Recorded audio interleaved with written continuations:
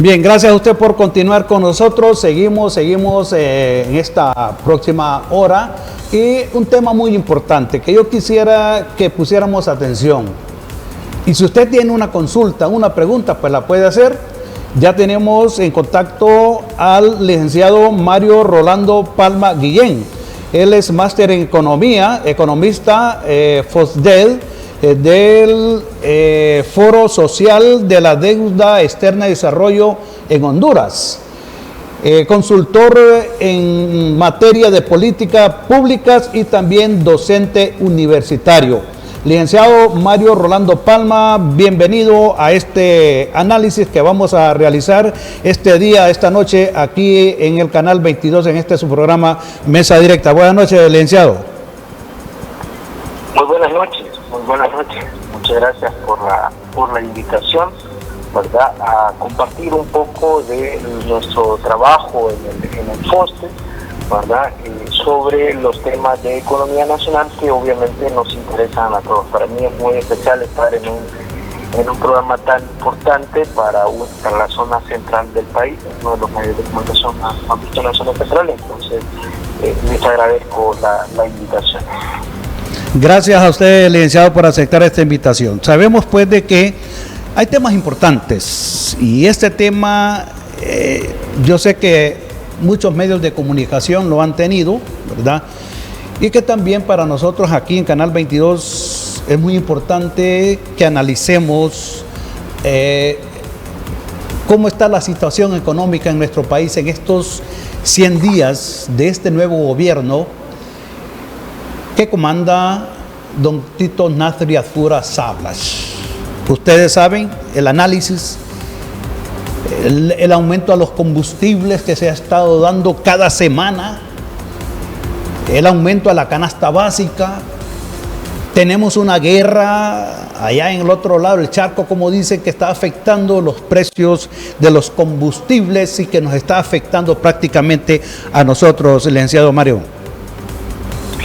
Sí, bien, tal cual usted lo menciona, ¿verdad? El tema de economía es un tema importante, obviamente todos los días, ¿verdad?, estamos tomando decisiones que tienen que ver con economía y eso obviamente es importante. En cuanto al primer tema, que es la evaluación de la administración actual, nosotros en FOSDE hemos sostenido y lo veníamos sosteniendo desde el inicio del año, ¿verdad?, que 100 días es poco para una evaluación. Lo que podemos evaluar en 100 días es un poco la intención, pero desde el punto de vista económico sí ya tenemos algunos instrumentos que nos ayudan mucho para poder determinar cuál es la ruta que va a tener el país en este año. Por ejemplo, ya contamos con el presupuesto general de la República, ¿verdad?, que es importante. Ya contamos con el programa monetario, que también es importante. Ya está por lo menos el acuerdo con el Fondo Monetario, un acuerdo que viene desde el año agosto del 2023 y que la actual administración está dando una continuidad. Un punto que es importante para nuestra economía es justamente ese acuerdo, ¿verdad? Es importante porque nos genera confianza, ¿verdad?, en la economía nacional. Además de eso, nos brinda recursos frescos que vienen a ayudar a las finanzas públicas del país. En torno al presupuesto, ¿verdad?, lo que nosotros observamos es que el presupuesto, el presupuesto es importante porque es la principal herramienta que tienen los tomadores de decisión, es decir, los políticos en el poder, ¿verdad?, el gobierno en este caso, para poder afectar la vida cotidiana de los ciudadanos. En este sentido, entonces, el presupuesto reviste una serie de desafíos. Primero, el presupuesto efectivamente responde, ¿verdad?, a las prioridades que están, por lo menos se pueden ver en el plan de gobierno, que son temas que tienen que ver con salud, temas que tienen que ver con infraestructura, ¿verdad?, temas que tienen que ver con apoyo en temas de seguridad, defensa, educación. Son prácticamente las mismas líneas tradicionales que hemos tenido en los últimos presupuestos. El gran desafío en términos del presupuesto es cómo convertimos a ese instrumento, ¿verdad?, en un elemento que ayude a la dinámica económica y social del país. ¿Y cómo nos ayuda a la dinámica económica y social del país? Primero es asegurando una buena ejecución, una ejecución eficiente, una ejecución transparente, que eso es muy importante. Digamos, al final del año los hondureños vamos a poder evaluar este presupuesto en función de si realmente hemos tenido mejores servicios públicos, es decir, fuimos a los hospitales, hemos ido a los hospitales y hay medicamentos o no hay medicamentos, si nuestros niños en las escuelas recibieron los materiales, si las carreteras están en mejor o en peor estado. En función de eso, entonces los hondureños vamos a poder evaluar si efectivamente el esfuerzo o la intención que tienen las autoridades se traduce en esos elementos que son importantes. ¿Por qué son importantes? Porque nos ayudan a mejorar la dinámica económica y social de dos formas. Primero, por ejemplo, con la inversión pública productiva, que es la inversión en infraestructura productiva. Esta inversión es importante cuando estamos en un contexto internacional de desaceleración económica, porque genera dinámica económica, ¿verdad? Porque es básicamente inversión en infraestructura, que por una parte genera empleo, pero no es eso lo más relevante, sino que lo más relevante es que mejora la competitividad. Al mejorar la infraestructura productiva del país, mejora la competitividad, y eso es sumamente importante. Y por otro lado, un punto que es también no menos importante, muy relevante, es que a medida que el presupuesto se usa bien, a medida que el presupuesto se usa de manera transparente, entonces vamos a tener una mejor provisión de bienes y servicios públicos, ¿verdad?, que disminuyan los costos de bolsillo de los ciudadanos. Y esto basta que cada uno de los televidentes y los que nos escuchan piensen cuánto gasta un hogar hondureño, ¿verdad?, porque no hay medicamentos en el hospital. Cuánto gasta un hogar hondureño porque sus niños no tienen los utensilios adecuados, los útiles escolares en la escuela o en el colegio. Cuánto gasta un hogar hondureño porque las calles están en mal estado, digamos.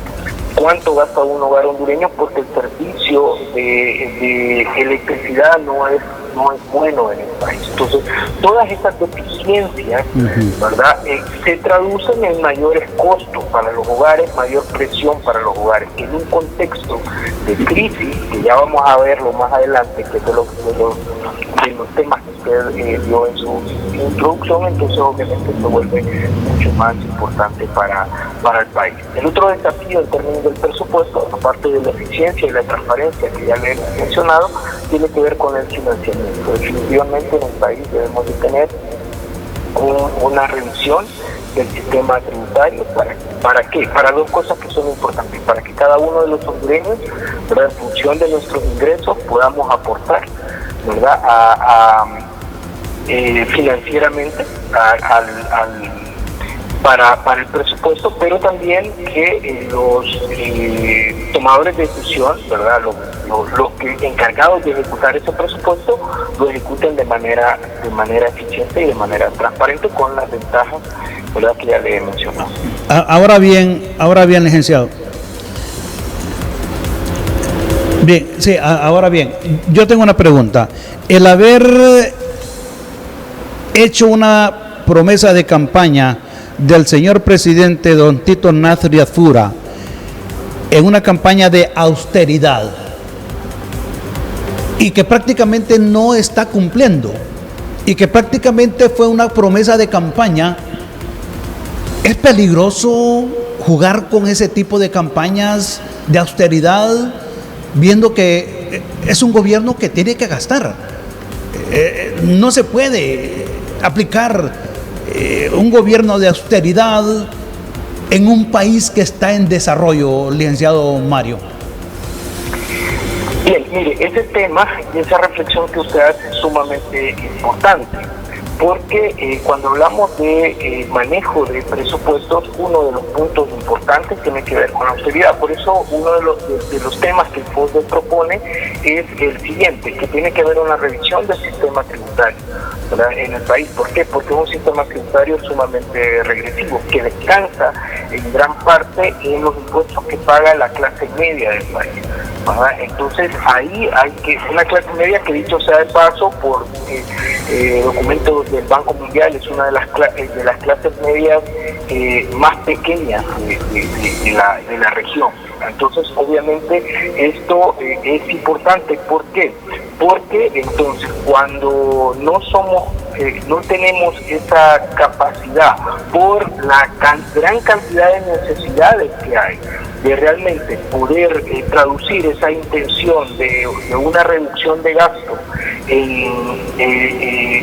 no se da, digamos, porque hay una gran cantidad de demandas o no hay una eficiencia en el uso de los recursos, entonces ahí se vuelve como un tema incumplido. Pero de nuevo, aquí es importante que tengamos claro que cuando hablamos de reducción de gasto, tenemos que ver qué es la reducción de gasto. Y antes de hablar de la reducción de gasto, tenemos que hablar de calidad de gasto, ¿verdad? Eso es importante. El presupuesto en Honduras se caracteriza por un tema que en finanzas públicas se llama rigidez presupuestaria, es decir, es un presupuesto sumamente comprometido en temas que van, por ejemplo, pago de servicio de deuda, que en los últimos ejercicios representa aproximadamente el 25% de los recursos de la administración central, digamos, el tema de todos estos gastos en sueldos y salarios, que también es importante, todo el gasto en las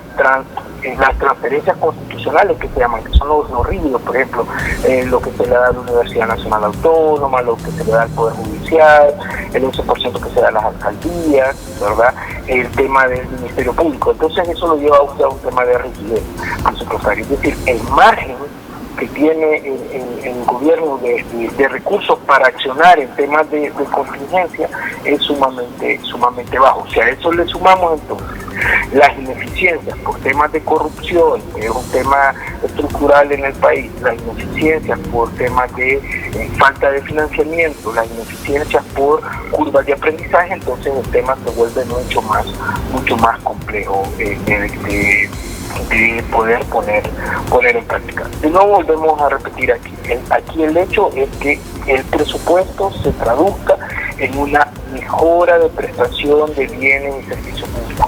Eso es lo que al final del año el pueblo hondureño va a poder evaluar. Nosotros podemos decir cualquier cosa, las autoridades pueden decir cualquier cosa, pero si ese presupuesto no se traduce mejora de la prestación de bienes y servicios públicos, entonces simple y sencillamente vamos a hacer una evaluación como lo hemos hecho tradicionalmente nosotros. Es decir, vamos a seguir, ¿verdad?, bajo la misma dinámica con las ineficiencias, con la pérdida de competitividad para la economía y la presión sobre gastos o presupuestos de las familias.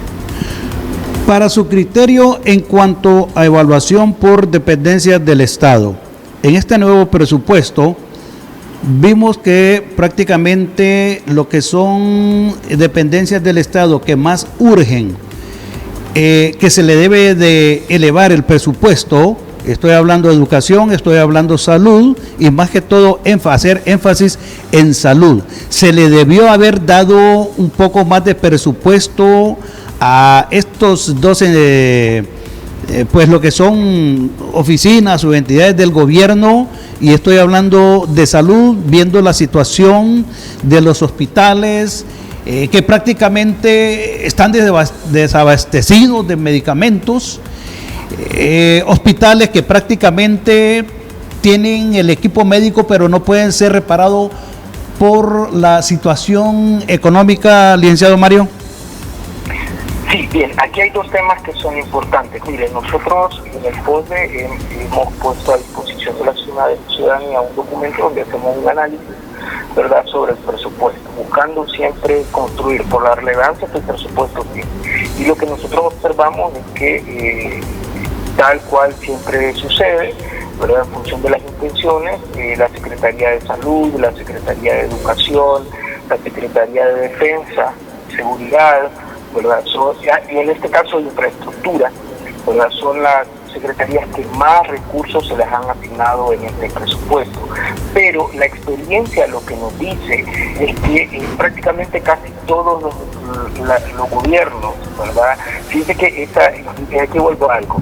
En casi todos los gobiernos, las secretarías a que más que reciben más recursos son siempre las mismas: salud, por lo menos en los últimos ejercicios, salud, educación, seguridad, defensa, sí, ¿verdad? En este caso temas sociales, ¿verdad? Y en este caso específico el tema de infraestructura. Pero aquí entonces ya pasa lejos del tema del monto, ¿verdad? Pasa por la eficiencia, por la transparencia en el uso de los recursos, porque si nosotros vamos a seguir con las mismas prácticas que hemos venido atendiendo o tratando de dar respuesta a la problemática, entonces la problemática se va a repetir. Fíjense que nosotros hemos tenido en los últimos años un aumento del presupuesto bastante significativo, ¿verdad? Y eso no se ha traducido en una mejora de la prestación de bienes y servicios públicos. Es decir, lo que usted describe en los hospitales es casi lo mismo: hospitales donde no hay medicamentos, hospitales donde no hay ambulancias, las ambulancias están en mal estado, los quirófanos están en mal estado, y eso obviamente tiene una repercusión directa sobre el nivel de bienestar de la familia. Primero porque obviamente hay un tema humano en ese tema de salud, pero aparte de eso hay un tema económico, es decir, cuánto gasta una familia hondureña cuando se le enferma un familiar.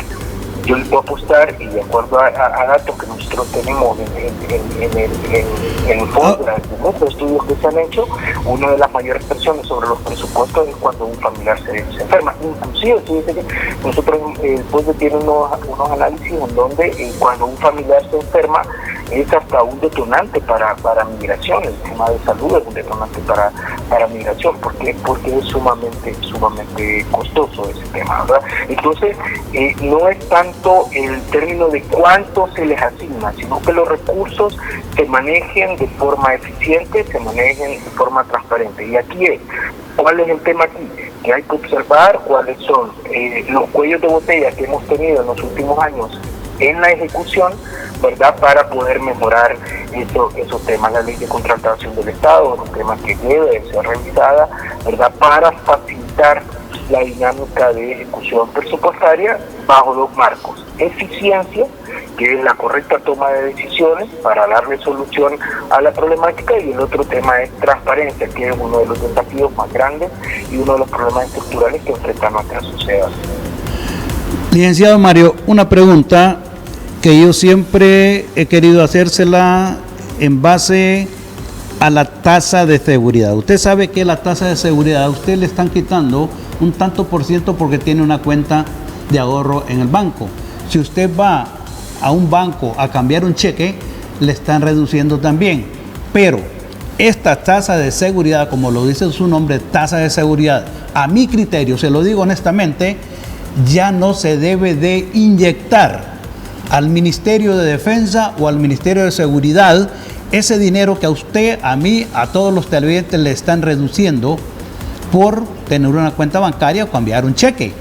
Se debería de revertir este dinero que entra, que se inyecta a estas dos dependencias del Estado, y se debe de adjudicar o revertir a otras instituciones o entidades del gobierno que son más prioritarias, lo que es salud y educación, o un poquito así de infraestructura de los hospitales. Pero ahí entra también lo que son salud y educación. Licenciado Mario Palma, se debe de revertir esta tasa de seguridad, que prácticamente los batallones ya tienen exagerado equipo, seguridad ya tiene demasiado equipo, defensa, y se debe de revertir a estas instituciones. Para su criterio, licenciado Mario Palma.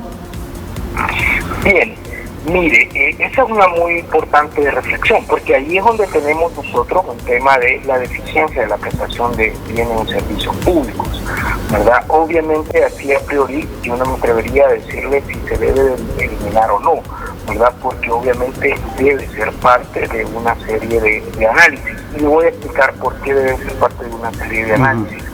Primero porque ya es un tema que está contemplado dentro de los ingresos en el presupuesto, ¿verdad? Y el tema de seguridad ciudadana es uno de los grandes desafíos que enfrenta el país.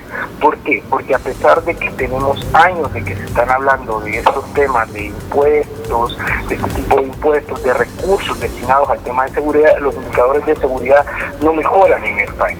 Entonces ahí hay un gran desafío. Aquí lo que hay que pensar es cómo efectivamente, ¿verdad?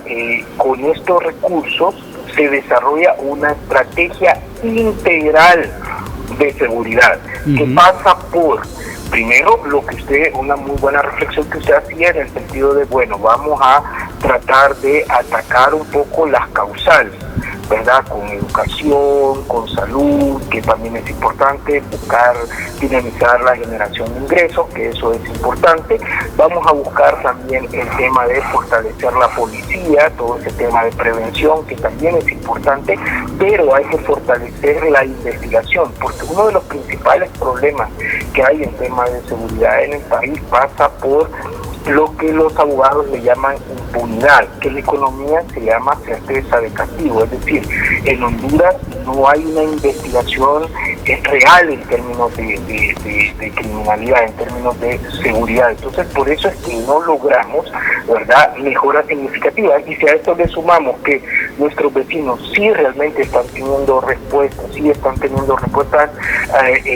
significativas y palpables en términos de seguridad, es decir, a medida que nuestros vecinos se vuelven más seguros, muy posiblemente nosotros nos estamos volviendo más inseguros. Por eso es que es importante el tema de tener una estrategia. El tema de seguridad, fíjense que junto a infraestructura es uno de los principales elementos que nosotros podemos ver en el plan de gobierno de la administración actual. De hecho, uno de los puntos es, las grandes apuestas es cómo con temas de seguridad y de infraestructura dinamizamos la economía, ¿verdad? ¿Para qué? Para tener una mayor generación de ingresos, una mayor generación de impuestos. Con esta mayor generación de ingresos y de impuestos, entonces apoyar los sectores de salud y educación. Eso se mira claro en el plan de gobierno. ¿Y por qué lo refiero? Lo refiero porque nosotros lo hemos estudiado, es parte del trabajo que tenemos que hacer, ¿verdad?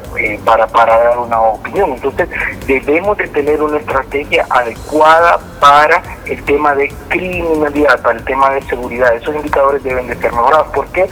Porque eso es un elemento muy importante cuando se habla de, por ejemplo, inversión. Fíjense qué cosa más interesante. Los hondureños hoy en día tenemos problemas de generación de ingresos. Pero ¿qué pasa cuando cualquiera de nosotros, nuestros amigos, conocidos, familiares, inician un emprendimiento? El reto no es que el emprendimiento sea rentable, que tenga la capacidad, el sacrificio que va a hacer, sino que cuando menos acuerda, usted ya tiene ahí un teléfono o una carta en donde ya le están teniendo un tema de un cobro por temas de extorsión, ¿verdad? Entonces, en ese sentido, ¿verdad?, se tienen que dar todo un mecanismo, ¿verdad?, con leyes, con investigación, ¿verdad?, con persecución y finalmente con castigo para generar certeza de castigo y con esto entonces mejorar los indicadores. Luego de eso, entonces, el análisis de que también se han utilizado o se están utilizando estos recursos que provienen de el impuesto que usted nos menciona. Pero sí hay que hacer un análisis, ¿verdad?, de qué cosas no estamos haciendo bien, que a pesar de tener este flujo de recursos en las últimas administraciones, no hemos tenido mejoras significativas en torno de los indicadores de seguridad en el país. El gobierno o los gobiernos nacionalistas, ya para finalizar su intervención, licenciado Mario Palma, los gobiernos nacionalistas se han caracterizado por poner más impuestos. Y eso usted lo sabe muy bien, hemos estudiado los gobiernos nacionalistas que han pasado anteriormente. ¿Estaríamos a las puertas de que pudiese incrementarse el impuesto que pagaría cada ciudadano o cree usted que no? Bien, mire, los estudios que nosotros hemos hecho en torno de por lo menos el plan de gobierno de la actual administración se es claro y es muy claro, está ahí establecido el tema de que no están ellos previendo un tema de generación de impuestos, ¿verdad? Pero obviamente nosotros como FOSDEC, sí, como yo le decía al inicio, Honduras se caracteriza por un sistema tributario sumamente regresivo. ¿Qué significa que el sistema tributario sea regresivo? Significa que descansa sobre un segmento de la población, por lo general la clase media, que era lo que yo le decía. Entonces, aquí lo que hay que hacer es que cada uno de nosotros, en función de las posibilidades, pueda contribuir al desarrollo del país mediante el pago de impuestos, ¿verdad? Y en este sentido, entonces, también analizar el gasto, porque el análisis del sistema tributario en el país debe de ser integral. Primero, cómo se generan más y mejores impuestos para tener un sistema tributario que sea equitativo, ¿verdad? Para tener un sistema tributario que realmente nos ayude a atraer inversión extranjera, a mantener la inversión tanto nacional como extranjera en el país, que ayude a las finanzas públicas, pero asimismo también controlar el gasto, que es un tema sumamente importante. Es decir, mire, cuando uno analiza los sistemas tributarios en las diferentes sociedades, hay algo que tenemos que tener claro: es tan responsable el que no paga impuestos como el que mal usa los recursos financieros del Estado. Por lo tanto, entonces cada uno de nosotros debe de aportar en manera de lo posible, pero sí es necesario, entonces, a juicio por lo menos de nosotros en FOSDEC, que sí debe haber una revisión del sistema tributario en el país. Eso implica entonces una mayor eficiencia, ¿verdad?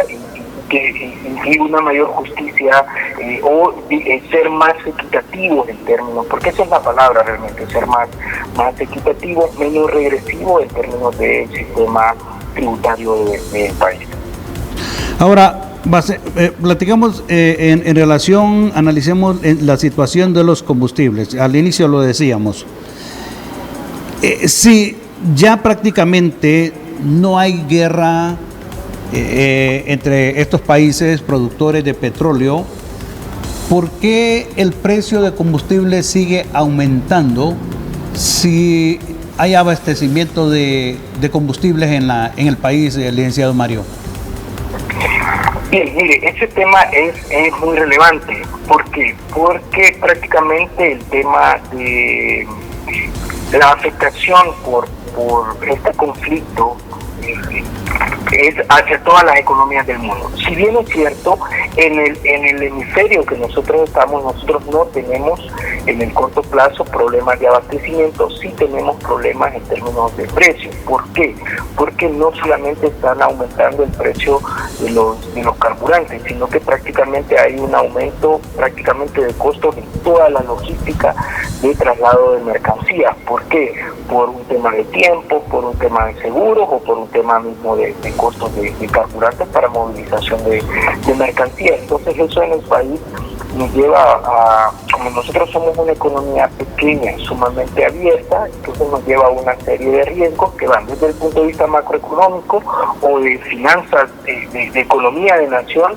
Por ejemplo, lo que se llama inflación importada. Basta con los que nos miran y escuchan, piensen cuántos de los bienes que consumimos en nuestros hogares son importados en el país. Nos vamos a dar cuenta que una gran cantidad, si no la mayoría de ellos, son importados. Entonces esto ya trae un aumento de precios. Por otro lado, el tema del aumento de la factura, porque los carburantes son cada vez más caros, entonces eso reviste un impacto en el país. Y el otro tema por el que nos afecta es que una buena parte de nuestra matriz de generación de energía viene de derivados del petróleo. Entonces ahí tenemos, ¿verdad?, unos factores que hacen presión sobre el consumo. Ahora, fíjese que es interesante, ¿verdad?, entonces las medidas que se pueden tomar. Por ejemplo, si nosotros miramos los datos de la inflación que están en el Banco Central, y me voy a referir específicamente a la inflación de, por ejemplo, que le llaman, donde está, por ejemplo, todo el departamento de Comayagua, La Paz, ¿verdad?, que se llama resto central. En el documento de inflación nos damos cuenta que, mire, a nivel nacional la variación en abril fue de 1.73, pero en esta zona, que es la zona de Comayagua, La Paz, y todo lo de la zona central del país, el aumento fue de 1.97, es decir, se registró un aumento superior a la media nacional. Entonces ahí tenemos un tema que es importante. ¿Por qué? Porque tiene un impacto directo sobre el nivel de vida de la población. Cuando usted tiene presión inflacionaria, ¿verdad?, porque cada vez que usted va a disponer de combustible es más caro, cada semana es más caro, porque cada vez que usted va a comprar los bienes de consumo cada vez están subiendo de precio por la presión de los costos y los mecanismos de transmisión en la economía, ¿verdad? Porque cada vez que usted tiene una factura de energía, obviamente le es más cara, ¿verdad? Entonces eso tiene un impacto directo sobre el nivel de vida. Si los hogares no son capaces de mejorar su nivel de ingreso, entonces simple y sencillamente quiere decir que vamos a consumir menos. Fíjense que es importante los estudios que hay, ¿verdad?, que nos dicen que la afectación va justamente en adecuar consumo. Por ejemplo, muchos de los hogares más vulnerables, lo que hacen es que ante el aumento en los precios de los alimentos, que de acuerdo a los informes del Banco Central, junto a los energéticos, al transporte, los alimentos son de los que más aumento han tenido en los últimos meses. Entonces hay un traslado hacia alimentos más baratos, de menor calidad en términos de calorías, ¿verdad?, de menor calidad en términos de calidad de nutrición, y eso obviamente tiene un impacto directo sobre la salud, sobre la productividad. Entonces ahí se empiezan a generar esos círculos viciosos. Ahora, ¿qué debemos hacer? Bueno, pues hemos dado una serie de recomendaciones, ¿verdad? Una de ellas son que tienen que ver con política monetaria, es decir, eliminar todos esos factores de generación de inflación por temas monetarios en el país, de circulante, consumo y todo lo demás, que es importante, pero también tenemos que dar señales, ¿verdad? Tiene que haber una campaña específica en torno del uso de los carburantes, tiene que haber tomas de decisión en torno de disminución de facturas en términos de acceso a energéticos, tiene que haber una toma de decisiones para mejorar los tiempos de transporte de los ciudadanos. ¿Por qué? Porque gran parte de los costos están asociados a transporte, logística, traslado de personas o traslado de mercancías, ¿verdad? Entonces todos esos temas son importantes, ¿verdad? Y obviamente sobre todo garantizar el suministro, porque el costo más alto en términos de una mercancía es no tenerla. Entonces si no tenemos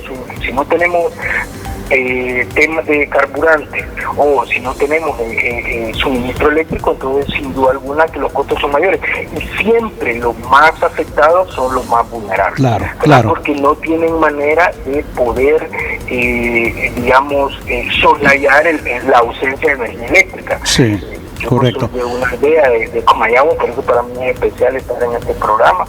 Yo soy de Palo Pintado y en esa zona se va a cada rato la energía eléctrica y se va por largas horas. Entonces esto tiene un impacto directo sobre el nivel de vida de la población. ¿Por qué? Porque se arruinan los perecederos, todos aquellos dueños de pulperías, mercaditos tienen problemas, ¿verdad? Porque cuando la luz se va por más de 4 horas ya usted empieza a tener algún tipo de problemática, correcto, en los refrigerados y todo eso, y eso se traslada en costo, ¿verdad? Y se traslada en presión sobre los presupuestos de los hogares, y finalmente se traslada en una reducción del nivel de vida. Correcto. Licenciado, por factor tiempo, pues estamos ya finalizando. Es un gusto haberlo tenido acá. Sabemos que pues van a haber otros días o unos próximos domingos para que lo podamos tener aquí en presencia, analizando estos temas tan importantes que nos debe de interesar a todos los hondureños. En general, Mario Rolando Palma, usted como máster en economía, son temas bastante delicados que como quisiéramos pasarnos las 2 horas, pero usted puede venir pues cuando usted lo amerite para poder estar aquí en vivo, en directo, como lo tenemos ahorita también vía Zoom, pero también en forma presencial, licenciado Mario Rolando Palma Guillén. Sí, no, yo les agradezco en nombre del equipo FOS de la invitación, ¿verdad? Ojalá, bueno, es la primera, ojalá que no sea la última. Nosotros siempre estamos para servir, ojalá que la próxima pueda ser ahí, de manera presencial, claro. ¿verdad? Y bueno, de nuevo agradecerles, ¿verdad? A ustedes por la invitación, a todos los que nos miren y escuchan por este importante medio, y no más que decirles que Dios y la Mater nos bendigan y nos iluminen a todos. Correcto. Muchísimas gracias, licenciado Mario. Le agradecemos mucho por haber aceptado esta invitación y estamos con las puertas abiertas. Gracias. Gracias a ustedes. Ok, gracias. Era el licenciado Mario Palma, ¿verdad? Él es prácticamente, tiene una maestría en economía, hablándonos en relación a este tema tan delicado como lo es pues temas económicos, que nos debe de interesar a todos nosotros los hondureños. Como él dijo, ¿verdad? Es lastimosamente viene de estos problemas en la guerra con estos países, y que Honduras no es productor de petróleo, y que es por eso que se está incrementando el precio de los combustibles. Estas son consecuencias de la guerra de estos países. Mire, comandar un gobierno, agarrar un gobierno, no es fácil, pero también dependiendo la situación, como lo dejó un gobierno anterior. Recordemos que cuando es cambio de gobierno, prácticamente ellos vienen cambiando todo. Le hice la pregunta porque generalmente los gobiernos nacionalistas se distinguen por incrementar el impuesto que debe pagar cada ciudadano.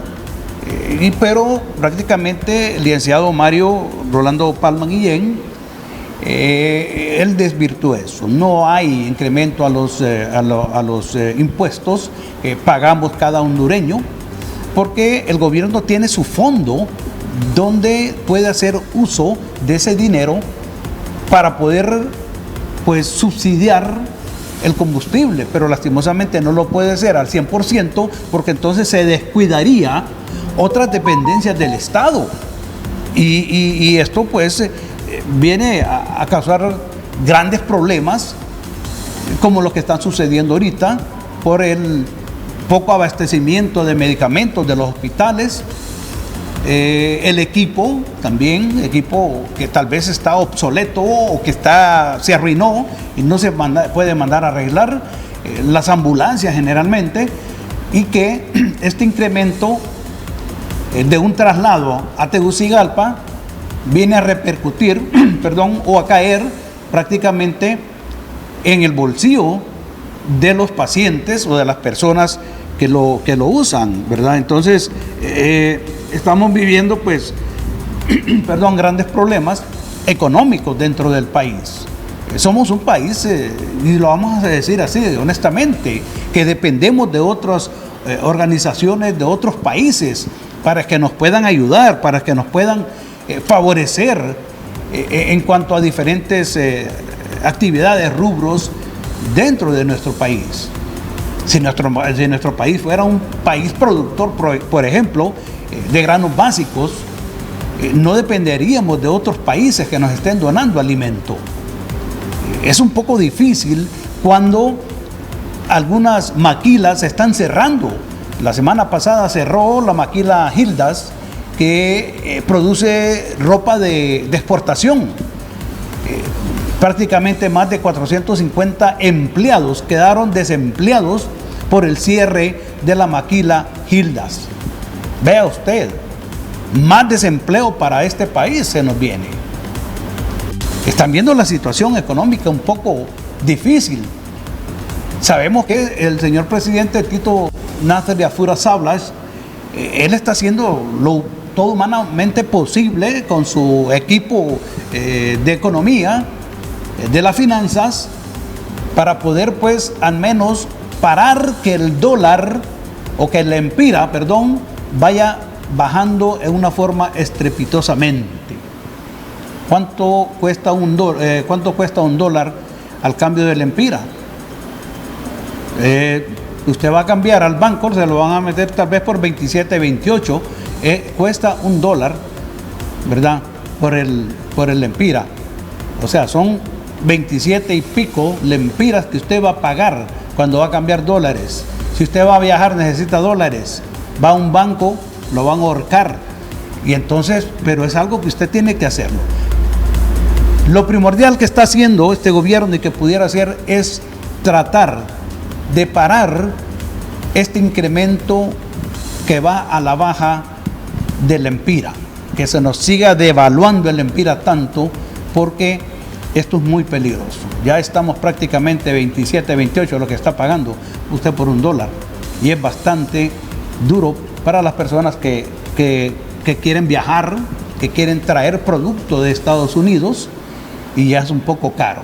La situación económica está bastante fuerte, la situación de producción está bastante fuerte en nuestro país, causa del cambio climático. Jamás habíamos tenido temperaturas de 43 en la zona sur, llegando a 40 en la zona centro, y esto merma lo que es la producción de granos básicos. Y es por eso que la canasta básica va para arriba, porque al haber poca producción de granos básicos o de otros rubros, esto incrementaría la canasta básica por la poca producción. Es difícil agarrar un gobierno, yo me imagino en el pellejo del señor presidente Tito Nasri Afura, viendo la situación ahorita como está. Pero que esperemos que en el resto de estos años que faltan por finalizar este gobierno se mejore, que haya más empleo, evitar que las maquilas se vayan de nuestro país, porque la inversión extranjera es muy primordial para nuestro país. Es de llamar más empresas, es de traer más empresas, es de traer más inversión a nuestro país. Contamos con un aeropuerto aquí nomás. ¿Qué tenemos que hacer? El gobierno tiene que incentivar a los productores de granos básicos, a los productores de otros alimentos que conforman la canasta básica, para tratar de evitar que muchas personas emigren. Hay que ver qué se va a hacer con esos 400 y pico empleados que la maquila Gildas se fue, cerró operaciones. Y esto lo venían cantando desde ya días, que la maquila Gildas cierra operaciones, una maquila de las más grandes que había aquí en Honduras. Cerró operaciones la semana pasada. Ojalá y Dios quiera que este gobierno pueda pararse. Ojalá y Dios quiera que la situación económica se mejore en nuestro país. Ojalá Dios quiera que los incrementos de los combustibles ya no sigan, porque está abriendo hoyo al bolsillo de cada uno de los consumidores. No es posible, como dice el ministro de Economía, la mejor manera es que si usted tiene 2 vehículos, trate de usar solo uno. Ay, si mi esposa trabaja en el lado sur y yo trabajo en el lado norte, ¿cómo vamos a hacer en ese sentido? Utilizar el transporte urbano, utilizar el transporte interurbano, con esta inseguridad que está sucediendo, es un poco difícil.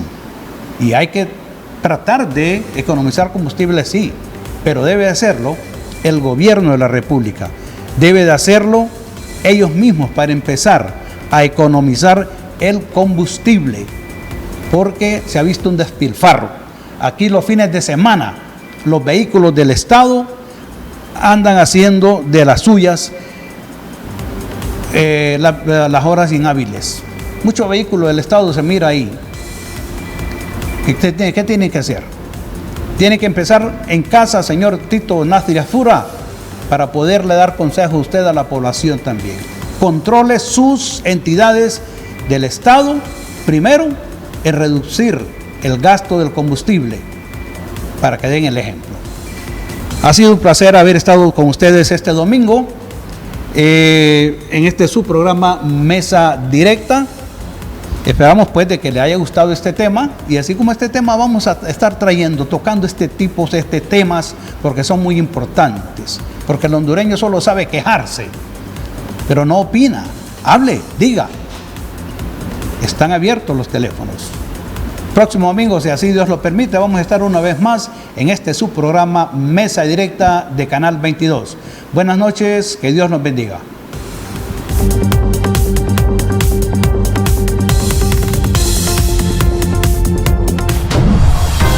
la ciudad de Comayagua